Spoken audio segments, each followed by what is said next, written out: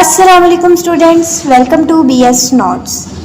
आज हम discrete mathematics with applications course start करने लगे हैं। हम जिस राइटर की बुक यूज़ करेंगे नेम है doctor Abdul Rahman and doctor Shahid Mudin. Doctor Abdul Rahman की बुक यूज़ करेंगे हम, डिस्क्रीट मैथमेटिक्स विद एप्लीकेशंस। इस बुक के टोटल 9 चैप्टर है। आज हम चैप्टर नंबर 1 स्टार्ट करते हैं। चैप्टर नंबर 1 का नेम है sets and operations. Sets and operations है चैप्टर नंबर 1 का नेम। सबसे पहले हम देखेंगे कि सेट क्या है। सेट है a collection of well defined and distinct objects are called set. मुख्तलिफ अशिया की कलेक्शन को हम सेट कहते हैं। सेट के लिए 2 कंडीशंस का सेटिस्फाई करना बहुत ज़रूरी है। फर्स्ट वेल डिफाइंड हो एंड सेकंड डिस्टिंक्ट ऑब्जेक्ट्स, मतलब कि जो सेट के एलिमेंट्स हैं वो डिस्टिंक्ट हो, मुख्तलिफ हो एक दूसरे से। इन दोनों कंडीशंस का सेटिस्फाई होना ही होंगी तो हम कहेंगे कि ये हमारे पास सेट है। हम एग्जाम्पल देखते हैं, एग्जाम्पल से हमें अच्छे से समझ आएगी। हमने ये 3 सेट ले लिए हैं, एक ये सेट है, एक ये और एक ये। अब हमने इन तीनों में से देखना है कि कौन सा सेट है और कौन सा नहीं। तो 2 कंडीशंस है। कौन सी 2 कंडीशंस है? डिस्टिंक्ट होना और वेल डिफाइंड होना। तो अगर हम इस सेट को देखें तो क्या ये डिस्टिंक्ट है? नहीं, ये डिस्टिंक्ट नहीं है क्योंकि इसमें 3 एलिमेंट्स सेम है, ये तीनों सेम है। तो इनका जब सारे एलिमेंट्स मुख्तलिफ होंगे एक दूसरे से तो हम कहेंगे कि ये डिस्टिंक्ट है और फिर ये एक कंडीशन सेटिस्फाई हो जाएगी सेट की। तो ये वाली कंडीशन सेटिस्फाई नहीं हुई। अब देखते हैं वेल डिफाइंड है या नहीं। तो ये सेट जो है ये वेल डिफाइंड है, हम कह सकते हैं ये नंबर्स हैं तो ये वेल डिफाइंड है। अब नेक्स्ट है हमारे पास, नेक्स्ट सेट हमें 1 2 3 4। अब ये डिस्टिंक्ट है, सब एलिमेंट्स एक दूसरे से मुख्तलिफ है जी, सब एलिमेंट्स एक दूसरे से मुख्तलिफ है। अब हम देखते हैं वेल डिफाइंड। क्या ये वेल डिफाइंड भी है? जी, ये वेल डिफाइंड है। हम कह सकते हैं कि ये नेचुरल नंबर्स है फ्रॉम 1 to 4, तो ये वेल डिफाइंड भी हो गया। तो ये हमारे पास सेट है। इसमें एक कंडीशन सेटिस्फाई नहीं हुई थी, एक हुई थी, तो ये सेट नहीं था। जिसमें दोनों कंडीशन से सेटिस्फाई होंगी वो हमारे पास सेट होगा, तो ये सेट है। अब हम इस वाले को देखते हैं, क्या ये डिस्टिंक्ट है? जी, ये डिस्टिंक्ट है, हर एलिमेंट दूसरे से डिफरेंट है तो डिस्टिंक्ट वाली जो है वो होल्ड कर रही है। लेकिन हम देखते हैं कि ये वेल डिफाइंड है, तो ये वेल डिफाइंड नहीं है क्योंकि हम नहीं कह सकते कि ये या तो अल्फाबेट्स हैं जस्ट या जस्ट नंबर्स हैं, तो ये वेल डिफाइंड नहीं है, तो ये भी सेट नहीं है। अब आपको पता चल गया होगा कि किस तरीके से दोनों कंडीशन से सेटिस्फाई होंगी तो सेट होगा, अदरवाइज सेट नहीं होगा। नेक्स्ट अब हम देखते हैं methods of writing a set. हम सेट को लिखने के मेथड देखते हैं। फर्स्ट मेथड हमारे पास है descriptive method.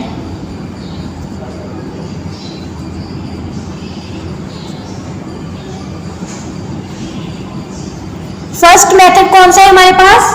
Descriptive method. Second method हमारे पास आ जाता है टेबुलर मेथड।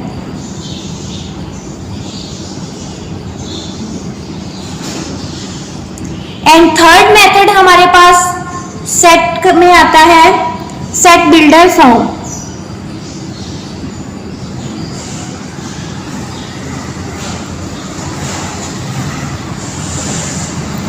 ये 3 मेथड्स हैं, descriptive, tabular and set builder form. हमारे पास सेट को लिखने के मेथड्स हैं। सबसे पहले अब हम डिस्क्रिप्टिव मेथड को डिस्कस करते हैं। A set is described in words. A set is described in words. जो सेट हम वर्ड्स में एक्सप्लेन कर दें वर्ड्स को यूज करके, वो हमारे पास डिस्क्रिप्टिव मेथड है। इसकी एग्जांपल देखते हैं। एग्जांपल हमारे पास डिस्क्रिप्टिव मेथड की है, set of vowels in English alphabets. अगर हमारे पास ब्रेसेस में लिखा हुआ हो कि ए ई आई ओ यू, जो कि हमारे पास वोवेल्स हैं, तो हम जब उन्हें इस तरह सेंटेंस के फॉर्म में या वर्ड्स यूज करके हम उन्हें एक्सप्लेन कर देंगे, सेट बनाएंगे नहीं, जस्ट यूं एक्सप्लेन कर देंगे वर्ड्स यूज करके, तो वो हमारे पास डिस्क्रिप्टिव मेथड होगा। नेक्स्ट हमारे पास मेथड है a set is described bye listing it's element in braces is tabular method. Tabular method में एलिमेंट्स को ब्रेसेस के अंदर क्लोज कर देना हमारे पास टेबुलर मेथड है। ब्रेसेस यूं इन ब्रेसेस के अंदर अपने एलिमेंट्स को क्लोज कर देना टेबुलर मेथड है। तो इसकी एग्जांपल है हम किस तरह टेबुलर मेथड में सेट को राइट। यूं ब्रेसेस के अंदर मैंने वोवेल्स लिखे हैं फ्रॉम इंग्लिश अल्फाबेट्स, तो यूं लिखे हैं ए ई आई ओ यू। टेबुलर मेथड में हमने इस तरीके से सेट को रिप्रेजेंट करना है। नेक्स्ट मेथड हमारे पास आ जाता है सेट बिल्डर फॉर्म। अब सेट बिल्डर फॉर्म में हमने कैसे अपने सेट को रिप्रेजेंट करना है। टेबुलर मेथड में एक चीज रह गई, जो टेबुलर मेथड है उसका दूसरा हमारे पास है रोस्टर मेथड। टेबुलर मेथड या रोस्टर मेथड कहा जाए तो आपने इसी तरीके से एक्सप्लेन करना है, रोस्टर मेथड या टेबुलर मेथड। नेक्स्ट हमारे पास है set builder form. A set is described by using a symbol or letter for any arbitrary number of a set and stating common property of all the members. Set builder form में हम symbols और letter को use करके अपना set represent करते हैं। जो common property होती है उसको हम एक्सप्लेन करते हैं। हर मेंबर की जो कॉमन प्रॉपर्टी होती है उसे एक्सप्लेन किया जाता है। इसकी एग्जांपल है हमारे पास, इसकी एग्जाम्पल है x is a vowel of the English alphabet. अगर हमारे पास ये वाला सेट यूं हमें दिया हुआ है और हमें कहा गया है कि इसको टेबुलर सेट बिल्डर फॉर्म में लिखें, तो हमने इसको इस तरह से लिखना है। ये अब तक हमने methods of writing set discuss किए थे। नेक्स्ट बुक में हमारे पास यहाँ कुछ सेट दिए हुए हैं, नेचुरल नंबर्स के, whole number, integers, positive negative integers, ये सारे सेट आपने देख लेने। ये सेट नेक्स्ट एक्सरसाइज में जब हमने क्वेश्चंस करने हैं तब यूज होंगे। नेक्स्ट हमारे पास आ जाता है equality of sets. Equality of sets की डेफिनेशन देखते हैं। Two sets A and B are said to be equal if they have the same elements. अगर हमारे पास दो सेट है ए और बी, हम उन्हें जस्ट तभी हम कहेंगे कि इक्वल है जब दोनों में एलिमेंट्स सेम होंगे। ए इज इक्वल टू बी हम कब कहेंगे, जब हमारे पास दोनों सेट्स के एलिमेंट्स सेम होंगे। एग्जाम्पल करते हैं, एग्जाम्पल से पता चलेगा।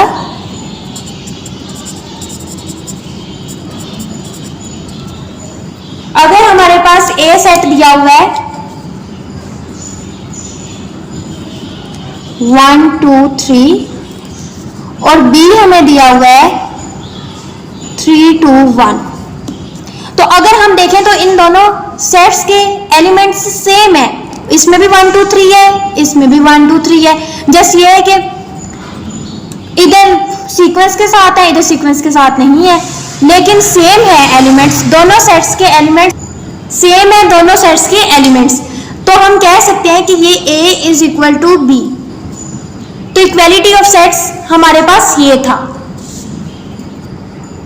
नेक्स्ट हमारे पास है 1-to-1 कॉरेस्पॉन्डेंस।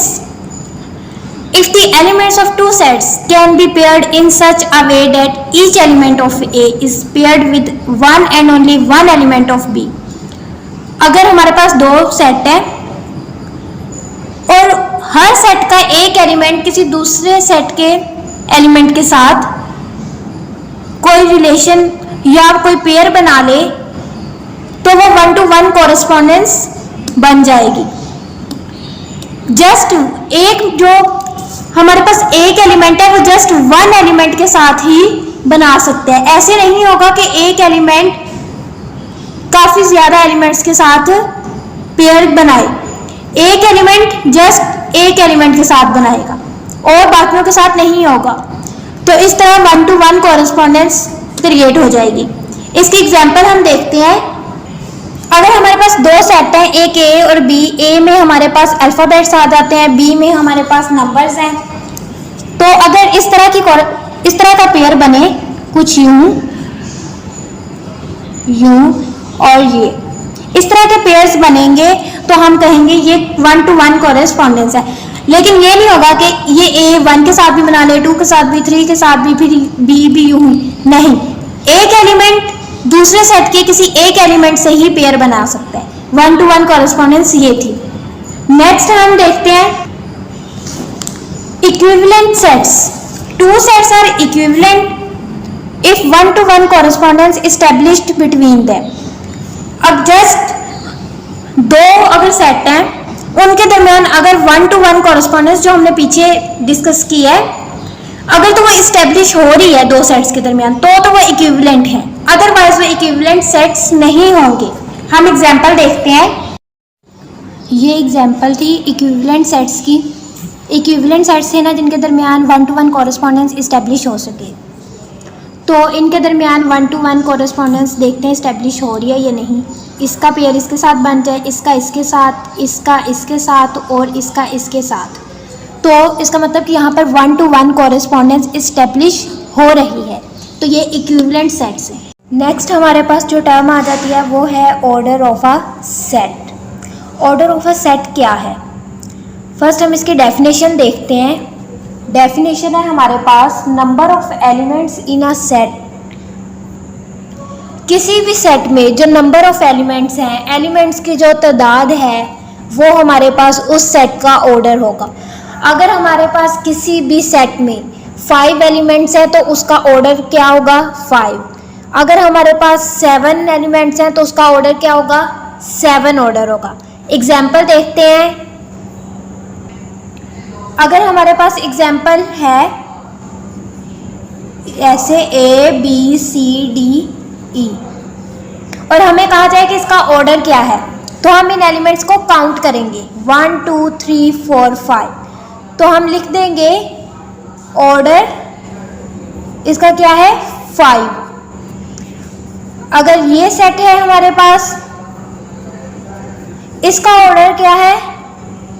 इसका ऑर्डर हमारे पास है 3।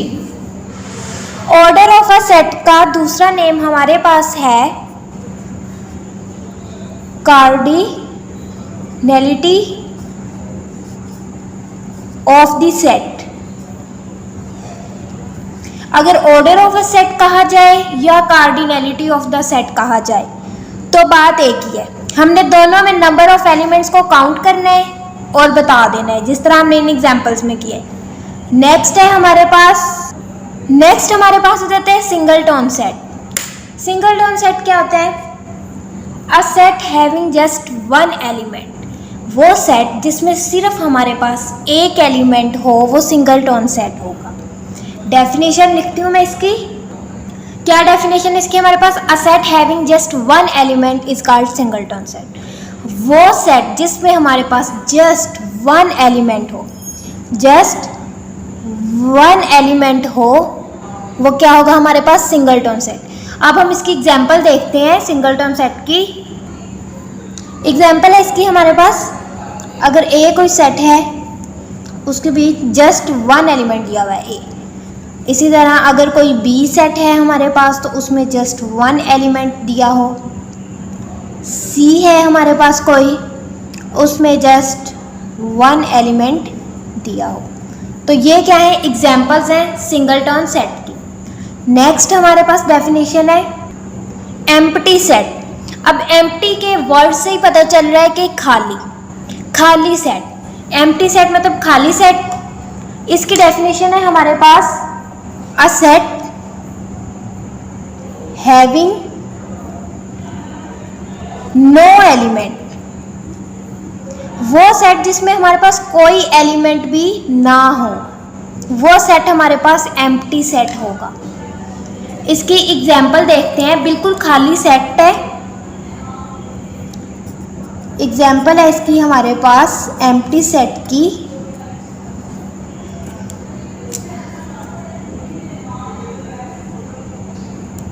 ये हमारे पास खाली सेट है, एम्प्टी सेट भी हो गया।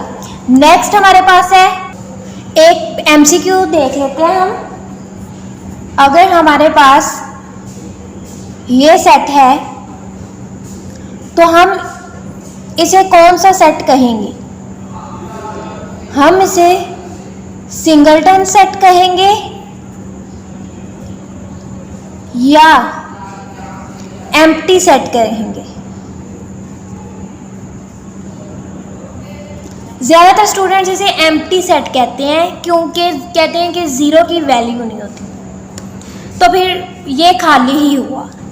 तो ये एम्प्टी सेट नहीं है, इसमें एक एलिमेंट है जिसका एक नेम है, जिसका एक नेम भी है ज़ीरो। तो एक एलिमेंट है जिसका एक नेम है ज़ीरो, तो फिर इस लिहाज से ये हमारे पास क्या हुआ, सिंगलटन सेट हुआ। ये एमसीक्यू था हमारे पास। नेक्स्ट हमारे पास डेफिनेशन है फिनिट एंड इनफिनिट सेट की। पहले हम फिनिट सेट देखते हैं, वो सेट जिसमें हमारे पास फिनिट नंबर ऑफ एलिमेंट्स हो, मतलब कि हम उन्हें काउंट कर सकें। फिनिट का क्या मतलब है कि हम उन्हें काउंट कर सकें, वो हमारे पास फिनिट सेट होगा। मतलब कि कोई भी सेट है, उसके एलिमेंट्स जो हम काउंट कर सकते हैं, हम उसका ऑर्डर बता सकते हैं, वो हमारे पास फिनिट सेट होगा। फिनिट सेट की हम एग्जांपल देखते हैं। अगर हमारे पास ये दो एग्जांपल्स दी हुई हैं, फर्स्ट एग्जांपल में हमारे पास है नंबर्स दिए हुए हैं 1 से 25 तक, तो जाहिर सी बात है हम इन्हें काउंट कर सकते हैं, हमें पता है कि 25 नंबर्स हैं, हम इनका ऑर्डर बता सकते हैं। और इसी तरह अगर हम इस एग्जांपल को देखें तो हमें अल्फ़ाबेट्स दिए हुए हैं ए से पी तक, तो हम अल्फ़ाबेट्स भी काउंट कर सकते हैं। ए से पी तक हम अल्फ़ाबेट्स काउंट करके हम इसका ऑर्डर बता सकते हैं। हर वो सेट जिसका हम ऑर्डर बता सकते हों वो हमारे पास फिनिट सेट ही होगा, क्योंकि फिनिट सेट को भी तो हमने उसके नंबर ऑफ एलिमेंट्स जो काउंट हो सके वही होगा ना। तो फिनिट सेट की हमारे पास ये एग्जाम्पल थी। नेक्स्ट हम इनफिनिट सेट देखते हैं। इनफिनिट सेट की डेफिनेशन देखते हैं, अ set having infinite number of elements. वो सेट जिसमें एलिमेंट्स जो हैं हम काउंट नहीं कर सकते, वो हमारे पास क्या होगा, इनफिनिट नंबर ऑफ एलिमेंट्स। जिसके एलिमेंट्स सेट के हम काउंट नहीं कर सकते, वो इनफिनिट सेट होगा। नेक्स्ट हम इनफिनिट सेट की एग्जांपल देखते हैं। अगर हम ये वाली एग्जांपल देखें तो इसमें नंबर ऑफ एलिमेंट्स हम काउंट नहीं कर सकते, ये डॉट्स लगा दिए गए हैं, हमें लिमिट नहीं पता कि हमारा सेट कहाँ पे ख़त्म हो रहा है, जस्ट हमें इतना पता है कि स्टार्ट कहाँ से हो रहा है, ज़ीरो से, हमें इसकी लिमिट नहीं पता। तो ये कौन सा सेट हुआ, इनफिनिट सेट हुआ। हम काउंट नहीं कर सकते, हमें नहीं पता कहाँ पे ये सेट ख़त्म हो जाएगा। अगर इसी तरह हम ये वाला सेट देखें तो इसमें भी ऐसे ही है, हमें ये पता है कि सेट स्टार्ट कहाँ से हो रहा है, 9 से, ख़त्म कहाँ हो रहा है हम नहीं जानते। तो ये इनफिनिट सेट की एग्जांपल्स थी। नेक्स्ट हम देखते हैं, नेक्स्ट हमारे पास है सबसेट। सबसेट क्या होता है? सबसेट, अगर हमारे पास दो सेट है कोई भी, एक ए है और दूसरे सेट का नेम क्या है, बी। अगर हमारे पास ए सेट का हर एलिमेंट जो कि ए सेट का है वो बी सेट में मौजूद हो, ए सेट का हर एलिमेंट बी सेट में मौजूद हो, तो हम कह सकते हैं कि ए जो है वो सबसेट है किसका, बी का। दोबारा रिपीट कर रही हूँ सबसेट की डेफिनेशन। अगर ए और बी दो सेट है और जो सेट ए है उसका हर एलिमेंट बी सेट में मौजूद हो, बी के और भी एलिमेंट्स हों लेकिन उनके दरमियान ए के सारे एलिमेंट्स आते हों, तो हम कह सकते हैं A is a subset of B. हम इसकी एग्जाम्पल देखते हैं। एग्जाम्पल है हमारे पास सबसेट की। ए एक सेट है जिसमें हमारे पास एलिमेंट्स क्या हैं, ए बी सी, और एक सेट हमारे पास है बी जिसमें एलिमेंट्स क्या हैं, G Y X A B C और डी। ये हमारे पास एलिमेंट्स हैं। अब हमने देखना है कि जो ए है ये बी का सबसेट है या नहीं। तो हमने कैसे देखना है, हमने अपने ये वाले जो एलिमेंट्स होंगे ए सेट के, हमने देखना है ये बी में मौजूद हैं कहीं। तो देखें ए बी सी ये इसमें मौजूद हैं। तो इसका मतलब क्या हुआ कि ए जो है, A is a subset of B, मतलब कि जो ए है वो बी का सबसेट है। अब बात आ जाती है कि हमने इसको डिनोट किस तरह करना है। इसको हमने डिनोट इस तरह करना है, ए सबसेट ऑफ बी, यूँ हमने लिखना है। इसका मतलब होगा कि जो ए सेट है उसके सारे एलिमेंट्स बी में मौजूद हैं और A is a subset of B. Next हमने देखना है टाइप्स ऑफ सबसेट। टाइप्स हमारे पास सबसेट की दो हैं। पहले हमारे पास है जो सबसेट की टाइप है प्रॉपर सबसेट। फर्स्ट टाइप है हमारे पास प्रॉपर सबसेट और सेकंड टाइप है हमारे पास इम्प्रॉपर सबसेट। ये दो टाइप्स हैं हमारे पास टाइप सबसेट की। फर्स्ट हम देखते हैं प्रॉपर सबसेट क्या है। प्रॉपर सबसेट की डेफिनेशन है, if A is subset of B, अगर हमें पता है, कंफर्म है कि ए जो है वो बी का सबसेट है and B contains at least one element which does not belong to, तो ए सेट में जो एलिमेंट्स हैं हमें पता है कि वो सारे बी में मौजूद हैं, ठीक है।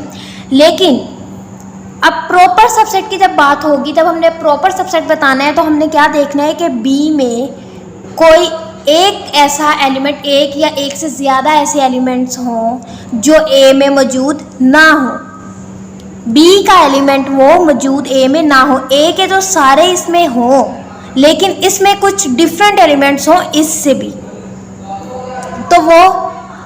तो हम कह सकते हैं कि वो प्रॉपर सबसेट है, ठीक है।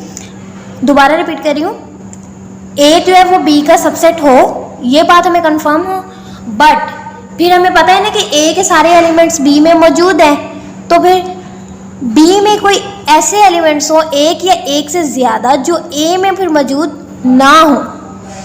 हम इसकी एग्जांपल देखते हैं प्रॉपर सबसेट की। एग्जांपल है हमारे पास एक सेट है 1 2 3, एक सेट है हमारे पास 1 2 3 4। अब आप लोग देख रहे हैं कि बी के सारे एलिमेंट्स इसमें मौजूद हैं, लेकिन बी में एक ऐसा एलिमेंट है जो ए में नहीं है, जिसकी वजह से बी सेट ए से डिफरेंट हो रहा है, मतलब कि मुख्तलिफ है। इस बेस पे मुख्तलिफ है ना कि इसमें एक ऐसा एलिमेंट है जो इसमें मौजूद नहीं है, लेकिन हमें ये बात तो यहाँ पे क्लियर है कि ए सबसेट ऑफ बी, ये बात तो क्लियर हो चुकी है ना।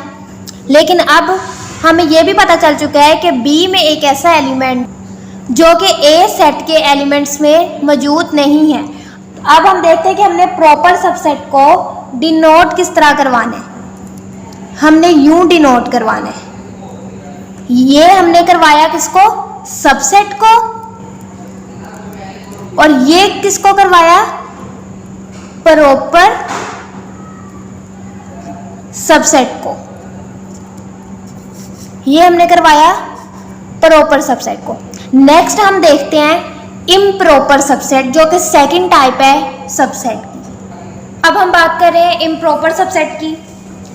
If A is a subset of B, वही बात जो कि पहले प्रॉपर सबसेट में आई थी, दोनों में हमें ये कंफर्म होगा कि ए जो है वो सबसेट है बी का, सच दैट। लेकिन उसमें हमने बात की थी कि जस्ट वन एलिमेंट तो ऐसा हो जो बी में हो लेकिन ए में ना हो।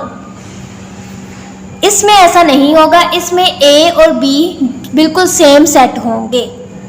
फिर हम कह सकते हैं कि ए जो है वो इम्प्रॉपर सबसेट है बी का। मैं इसकी एग्जांपल करवाती हूँ। एग्जांपल देखते हैं हम। अगर हमारे पास एक सेट है जो कि ए बी सी है और दूसरा सेट है हमारे पास जो कि बी है, वो क्या है, ए सी बी। अब हम देख सकते हैं कि दोनों के एलिमेंट सेम है, इसमें भी ए बी सी है, इसमें भी ए बी सी है। तो हम यहाँ पे इसको कह सकते हैं कि A is improper subset of B.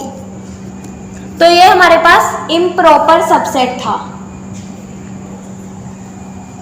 ये हमारी थ्योरी थी जो रिलेटेड थी एक्सरसाइज 1.1 से। एक डेफिनेशन रह गई है, वो भी डिस्कस कर लेते हैं। हमारे पास डेफिनेशन का नाम है पावर सेट। पावर सेट की डेफिनेशन है set of all the subsets of the set. हमारे पास एक सेट हो जिसके अंदर किसी सेट के सबसेट लिखे हों। कोई एक सेट हो जिसके अंदर सबसेट्स लिखे हों किसी सेट के। हमने इसकी एग्जांपल करते हैं, एग्जांपल से अच्छे से समझ आए। पावर सेट के लिए हमारे पास एक फॉर्मूला होता है 2 की पावर n। हमारे पास जितने भी नंबर दिए होंगे, नंबर ऑफ एलिमेंट्स, वो हमने यहाँ पुट करने हैं। 2 को उतने टाइम्स मल्टीप्लाई करके हमें उससे पता चल जाएगा कि हमारे पास टोटल कितने सबसेट्स आने हैं हमारे पावर सेट के अंदर। अब हम देखते हैं, अगर हमारे पास x y z ये एक सेट है और हमें कहा गया है कि इसका पावर सेट लिखें, तो हम कैसे लिखेंगे? हम पहले देखेंगे 3 एलिमेंट्स हैं, हम यहाँ पे 2 की पावर 3 कर देंगे। 2 2 ज़ार 4 4 2 ज़ार 8 8 हमारे पास 8 अंदर सबसेट आएंगे, 8 सबसेट आएंगे, ठीक है। तो हम इसे यूँ लिखेंगे। सबसे पहले जो पावर सेट में हमारे पास आएगा वो है हमारे पास 5 आएगा पहले। फिर हमारे पास आएगा x, यूँ बीच में कॉमा भी लगाते जाना है, y, हम ये सबसेट्स लिख रहे हैं, एक्स वाई, वाई जी, एक्स जी कितने हो गए? 1 2 3 4 5 6 7 हो गए, एक रह गया है। और लास्ट में हम लिख देंगे एक्स वाई जी। तो इस तरह से हमने अपने सबसेट्स लिखने हैं। सारी थ्योरी जो कि एक्सरसाइज 1.1 से रिलेटेड थी हमने इस लेक्चर में डिस्कस की है। आई होप कि आप लोगों को इन डेफिनेशंस की अच्छे से समझ आई होगी। ये इम्पोर्टेंट डेफिनेशंस थी जो कि आपकी एक्सरसाइज 1.1 में यूज़ होनी है। नोट्स जो हैं वो हर टॉपिक के मैं हर लेक्चर के साथ डिस्क्रिप्शन में शेयर कर दूँगी। मेरी कोशिश यही होगी कि मैं आपको तमाम नोट्स प्रोवाइड करूँ। हर टॉपिक के नोट्स साथ साथ प्रोवाइड करती जाऊँगी। प्लीज़ डिस्क्रिप्शन चेक कर लें, उधर नोट्स अवेलेबल हैं। नेक्स्ट लेक्चर तक के लिए अल्लाह हाफिज़।